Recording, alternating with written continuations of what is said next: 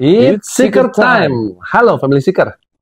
Kali ini kita akan bahas salah satu aktris cewek Jepang terseksi yang pernah ada di bumi ini. Dia adalah Norika Fujiwara. Memang kecantikan dan juga keseksiannya nih bikin banyak pria-pria tuh terbengong-bengong. Termasuk lo ya? Yoi. Sampai-sampai karakter anime Crayon Shinchan. Crayon? Tahu kan? Crayon. Mama. Dia itu ternyata tergila-gila sama Norika Fujiwara. Crayon Shinchan-nya atau penulisnya, bro? Penulisnya sih sebenarnya ya. Jadi memang sering di-mention di komik dan juga di animenya. Kalau dia tuh ngefans sama Norika Fujiwara. Sampai di-mention ya? Iya.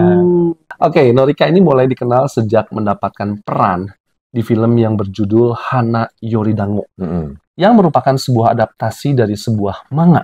Dan film Cat's Eye, di mana ia berperan sebagai pencuri cantik yang seksi, bro. Walaupun peran di film-film awalnya itu bukan peran utama, dan aktingnya bisa dibilang, ya biasa aja sih. Tapi, bro, penampilan fisiknya ini tuh di atas rata-rata. Belum lagi seks appeal-nya Norika ini memang luar biasa memikat banget ya.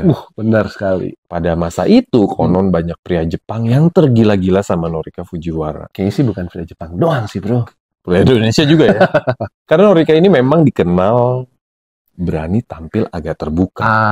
Dan juga nggak malu-malu mengakui kelebihannya ini. Gua sih setuju, bro. Iya. Gua setuju. Jadi kalau dia punya kelebihan, nggak usah tutup-tutupin. Nah, itu dia. Gitu. Apa adanya aja. Apa adanya kok agak begini gitu ya. Ekspresinya agak-agak gimana gitu. Jadi kiprah peran Norika Fujiwara di dunia akting ini cukup variatif. Mulai dari peran sebagai seorang pramugari di serial dorama terkenal Love Generation. Di sana dia adu akting bareng Takuya Kimura dan juga Takako Matsu. Gue kok jadi traveling ya, bro ya? Aduh, gue udah kebayang lu bayanginnya pramugari, bro. Bukan Norika, lu Miyabi kayaknya.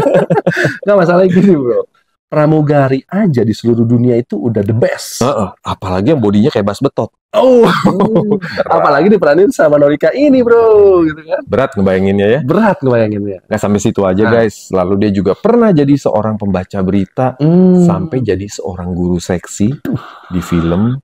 Ini salah satu film serial gua nih. Judulnya adalah GTO, atau Great Teacher Onizuka. Duh, ini kenapa sih dia main peran-perannya tuh bikin traveling terus? Jadi guru lah, bro. Gitu, aduh. Kebanyakan sih lo nontonnya.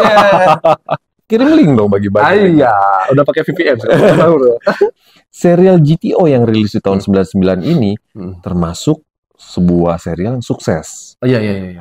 Jadi ceritanya ini diangkat dari sebuah kisah komik dengan judul yang sama dan dibintangi oleh Takashi Sorimachi. Jadi memang ini lawan mainnya udah klop gitu ya. Iya. Dan serial ini sebenarnya cukup populer di kawasan Asia. Karena komiknya juga cukup booming. Betul. Tapi ada peran dia yang paling banyak mengundang perhatian penonton nih, bro. Apa tuh? Ketika dia tuh beradu akting sama Aaron Kwok. Karena ada kisahnya ini. Waktu itu dia main bareng Aaron Kwok di film China Strike Force. Itu keren tuh filmnya, bro. Bagus filmnya. Ya? Karena film ini sebenarnya juga cukup bertabur bintang ya. Di sana tuh ada Mark Dacascos. Itu gue juga suka sama dia. Iya, dia itu kan bintang laga Hollywood ya. Betul sekali. Dan juga ada rapper kondang Coolio. Wih, keren. Rest in peace, Coolio udah gak ada, bro. Udah gak ada ya? Udah gak ada. Banyak fans yang percaya bahwa Norika dan juga Aaron Kwok ini terlibat kisah percintaan di balik layar sejak syuting film ini. Jadi ini mah cinlok beneran ya? Dia cinloknya nggak mau sama orang Jepang lagi, bro. Pengen sama orang China. Test drive. Ya mungkin juga karena chemistry film ini sangat bagus. Sangat mendalami. Sampai ya terjadi perasaan betulan itu. Sampai-sampai nih, Norika itu pernah nyamperin Aaron Kwok ke Hong Kong langsung, bro. Demi merayakan ulang tahunnya Aaron Kwok. Jadi bukan Aaron Kwok doang yang kesengsem sama Norika, tapi si Norika juga kesengsem sama Aaron Kwok. Karena Aaron Kwok Kwok emang ganteng sih. Habis. Apalagi dia makin tua tuh makin jadi, bro. Iya, dan Aaron Kwok tuh kan statusnya di Hong Kong superstar. Iya. Jadi ngapain tuh dia nyamperin si Aaron Kwok ke Hong Kong? Tadi yang gue bilang kan, untuk merayakan ulang tahunnya, romantis ya, so sweet banget. Sama nonton konsernya Aaron Kwok. Asik ya. Langsung di tempat VIP, bro. Pasti dong, kasih tempat yang spesial. Tapi sebaliknya, Aaron juga sering ke Jepang nengokin Norika, bro. Wih, asik ya mereka ya.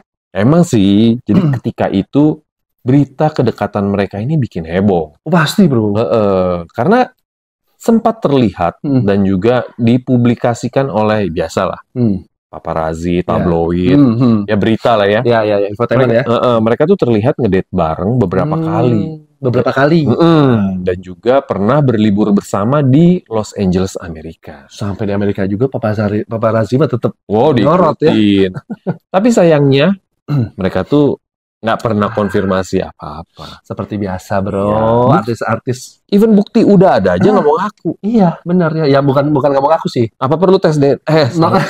Mereka no comment. No comment. Mungkin ya balik lagi sih. Ini kayaknya strategi artis-artis, bro. Kalau ada berita-berita tuh sengaja dibiarin. Ya kan? Tapi kalau pejabat, enggak dong. Mulai ke tepi jurang nih, bro. Ngomongin pejabat. Belum selesai gosip mengenai hubungan Norika dan juga Aaron. Ya. Balik lagi sini lah ya. Tiba-tiba ada gosip antara Norika dengan Jackie Chan. Jackie Chan? Agak meleset. Oh, sorry bro. Kita kan pernah bahas Jackie Chan nih, Family Seeker. Kalau memang kalian mau nonton kisah tentang Jackie Chan tuh bisa nonton di video kita sebelumnya. Dan kalian harus tahu sekilas nih ya, Jackie Chan tuh badung. Itu mau gue ngomongin itu, bro. Kalau kalian mau tahu badungnya, nonton video kita. Itu badungnya juga badung banget. Badungnya ke perempuan. Jadi gini ceritanya gimana? Tentang Norika bareng Jackie Chan. Jadi sempet mereka tuh katanya ada affair. Sampai-sampai demi nyamperin Norika Fujiwara, seorang Jackie Chan ini beli jet khusus untuk bisa ke Jepang. Lebih kelas ini. Lebih kelas. Walaupun udah sembunyi-sembunyi, ya terdengar juga gitu kan. Konon hubungan mereka ini dimulai sejak mereka tuh menyanyikan lagu duet bareng yang judulnya Metropolis Shangri-La di tahun 2002. Wow. Lagunya sih emang nggak booming banget, tapi ya oke lah ya sebagai lagu-lagu duet karena dua-duanya waktu itu lagi kondang-kondangnya. Gitu kan. Ada lagi bro, lanjut lagi. Nah, dibalik semua berita-berita yang nggak terkonfirmasi itu, balik lagi mereka berdua tidak konfirmasi lagi ya. Iya. Tahu-tahu di tahun 2005 Norika ini bertemu dengan seorang komedian. Komedian. Yang namanya Tomoniro Jinai. Orang Jepang dong. Jadi ya kalau dibandingin sama Norika Fujiwara, seorang Tomoniro Jinai ini kayak bumi sama langit, bro. Orangnya biasa banget. Ya mungkin seorang komedian kan nggak jual tampang. Ya. Kalau dibandingin sama Aaron Kwok, jauh banget. Sama Jackie Chan juga jauh ya. Kayak Aceh sama Papua gitu, jauhnya. Ujung ke ujung gitu kan.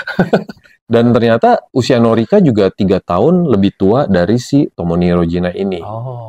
Suka daun muda juga ya, berondong ya. Akhirnya mereka jadian lah. Sampai jadian. Jadi ceritanya memang Norika ini benar-benar menyukai karakternya si Tomoniro Jinai ini. Berarti hebat. Dia tidak lihat fisik, bro. Iya. Ya kan? Karena memang dia ini memiliki sense of humor atau selera humor yang bagus gitu. Jadi memang istilahnya sehari-hari pun juga jadi bahagia ada humornya gitu ya. Buat Norika nih ternyata karakter Tomoniro ini menyenangkan. Itu yang bikin dia bucin. Berarti nih satu masukan dari kita ya. Family Seeker yang cowok-cowok jomblo harus humoris. Iya. Siapa tahu kesambet yang kayak model Norika Fujiwara. Jadi setelah mereka jadian, mereka menikah. Sampai nikah. Asik nih, keren tuh guys. Setelah menikah, tapi sayangnya kurang dari 2 tahun mereka bercerai. Wah, kenapa nih bro? Sayang banget ya bisa bercerainya. Penyebabnya nih agak kalau gue bilang sih cukup mengecewakan. Mengecewakan. Gimana? Ternyata si sang suami ini sering melakukan perselingkuhan. Suaminya selingkuh? Oh my god, memang ya rumput tetangga itu selalu lebih hijau ya. Udah tahu istrinya segitu luar biasanya. Ya, begitulah. Aduh. Dan ada isu juga bahwa 10 hari setelah mereka menikah itu, Noriko tuh sempat menyesali pernikahan ini. Gara-gara si Jina ini pernah membeberkan hal yang bersifat pribadi untuk Norika di televisi. Berarti ada yang kedua nih bro. Iya. Untuk kita kasih cowok-cowok yang single, yang dari kita nih, quotes-nya, satu humoris, kedua bersyukur. Iya, betul. Jangan udah nggak bersyukur terus jadi cari yang lain gitu kan. Betul guys. Walaupun diterpa masalah pribadi mengenai percintaan di masa itu, tetapi karirnya Norika di dunia entertainment itu tidak terganggu dan tetap bersinar, bro. Dan dia juga mendapatkan banyak peran di film-film maupun serial-serial lokal di Jepang yang cukup sukses. Dan membuat kiprahnya di dunia hiburan Jepang semakin diakui. Jadi Norika itu lahir di Jepang tanggal 28 Juni 1971. Oh, berarti umurnya sih udah nggak muda ya? Ya, cukup lah ya. Dia memang mengawali karirnya tuh nggak langsung jadi seorang bintang film. Oke. Awalnya dia sebagai seorang model. Dan lalu di tahun 1992 dia tuh sempat jadi pemenang Miss Japan. Wih. Nah, sejak itulah Norika baru coba terjun ke dunia entertainment. Mulai dari seorang bintang iklan, lalu aktris, model, dan juga brand ambassador, brand-brand populer. Dan gak hanya tampil di layar kaca aja. Norika itu memberikan suara karakter Fiona dalam versi Jepang dari film terkenal buatan studio animasi DreamWorks, yaitu film Shrek. Dan mempromosikan film ini di Cannes dan Festival Film Internasional Tokyo bareng Cameron Diaz. Oh, Cameron Diaz kan pengisi suara versi originalnya. Ya, betul. Dan memang portfolio multitalenta Norika ini berlimpah banget ya. Mulai dari seorang presenter resmi Jepang Academy Awards, dan juga dia tuh pernah jadi seorang presenter tuan rumah program televisi musik nasional top Jepang hingga Olimpiade Athena. Wih, keren. Nggak sampai itu aja, Norika juga telah menulis 2 buku yang dengan penjualan cukup bagus ya. Judulnya Fujiwara Sugi dan juga Norika Body. Wih, Norika Body. Dia pinter ya? Pinter ya, selain memamerkan. Kan udah gue bilang, dia tuh bisa bodinya, dia juga sebagai penulis memanfaatkan aset. Betul. Kita lanjut di tahun 2016. Norika menikah lagi dengan seorang aktor kabuki bernama Kataoka Ainosuke. Dan mereka tuh menikah pada tanggal 23 September 2016 dengan upacara pernikahan di The Imperial Hotel di Tokyo dengan mengenakan pakaian pernikahan tradisional Jepang. Jadi memang setelah menikah untuk kedua kalinya, Norika ini udah nggak terlalu produktif di dunia perfilman. Selain memang usianya udah nggak muda lagi, walaupun body masih bagus ya. Tapi dia masih sering lah tampil di beberapa serial dan juga film layar lebar. Namun memang mengisi sebagai peran-peran pembantu aja. Ya sih, lumayan sih itu peran pembantu juga kan ada karakter itu. Karena kan dia secara nama sudah cukup dikenal ya. Pasti orang juga familiar dengan wajahnya. Tapi walaupun begitu, Norika ini bukan berarti nggak ada activity, bro. Sekarang aktivitinya apa? Karena baru-baru ini, Norika tuh ditunjuk sebagai Direktur Kehormatan Pavilion Jepang di Osaka Kansai Expo 2025. Keren tuh.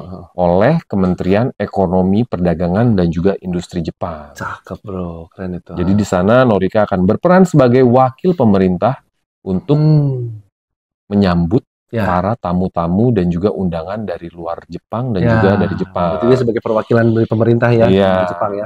Dan di sini dia tuh banyak partisipasinya dalam acara-acara besar selama Expo yang berlangsung dari April hingga Oktober ini. Jadi masih berjalan ya, betul. Jadi memang ditunjuk sebagai seorang ambasador atau perwakilan pemerintah yang nunjuk menteri lagi ya. Langsung. Ini memang acara resmi yang bukan main-main ya. Dan juga pastinya sosok yang dipilih juga sosok yang bisa mewakili negara Jepang. Iya kan? Iya, betul. Sebenarnya Norika juga cukup aktif. Jadi dia tuh juga pernah jadi duta besar untuk masyarakat Palang Merah Jepang. Wah, keren itu Palang Merah ya. Dan itu udah dilakuin sejak 2011. Jadi udah lama ya. Iya. Dan Norika ini ternyata banyak terlibat dalam kegiatan yang bertujuan untuk berkontribusi pada masyarakat. Jadi ada sosialnya juga ya. Misalnya dia juga secara teratur nih ngunjungin daerah-daerah yang terkena dampak besar gempa Jepang waktu itu kan. Oh iya, benar. Apalagi kan di Jepang tuh sering terjadi gempa rutin ya di sana ya. Jadi nggak cuma di Jepang doang, ternyata dia juga memperhatikan nih wilayah-wilayah negara lain yang kurang berkembang. Contohnya kayak Afghanistan dan juga Kamboja. Jadi dia tuh punya rasa kepedulian yang tinggi. Ya, betul. Ya kan? Jadi jiwa sosial tadi ya tinggi ya. Karena Norika ini ya, konon waktu nikah aja itu ngabisin biaya yang cukup besar. Waktu nikah nih. Yang pertama, yang kedua nih. Yang pertama dan kedua. Dua-duanya. Oke. Jadi menurut gua Norika ini cukup tajir. Iya. Walaupun ketajirannya dari mana, gue kurang tahu juga. Yang pasti kan dia ini cukup laku pada masa jayanya. Jadi gue rasa mungkin gini bro, gaji sebagai duta besar tadi gede bro. Oh bisa juga. Bisa kan? Tapi kan sebagai brand ambassador, itu juga gede bro. Bintang iklan brand gede, itu gede banget. Gede. Dan kayaknya pada waktu itu kan di Jepang nggak banyak nih yang menonjol seperti Norika gitu kan. Iya. Menonjolnya kan ngeliat ke bawah. Kan dia cukup menjual ya karakternya maksudnya. Bikin traveling terus. Ya begitulah ya. Norika Fujiwara walaupun sudah tidak muda lagi, dia masih aktif, tetap berkarya, seksi. Kalau dulu kan dia jual kecantikan dan keseksiannya. Kalau sekarang dia lebih ke memperlihatkan sosialnya dia, karakternya dia yang smart, ya kan, yang lebih peduli sama sosial. Dan berhasil. Ya semoga Norika ini walaupun sudah nggak aktif di dunia layar kaca, ya jadi cameo lah ya. Tapi moga-moga masih sering nongol ya. Jadi biar bisa nonton lagi gitu ya.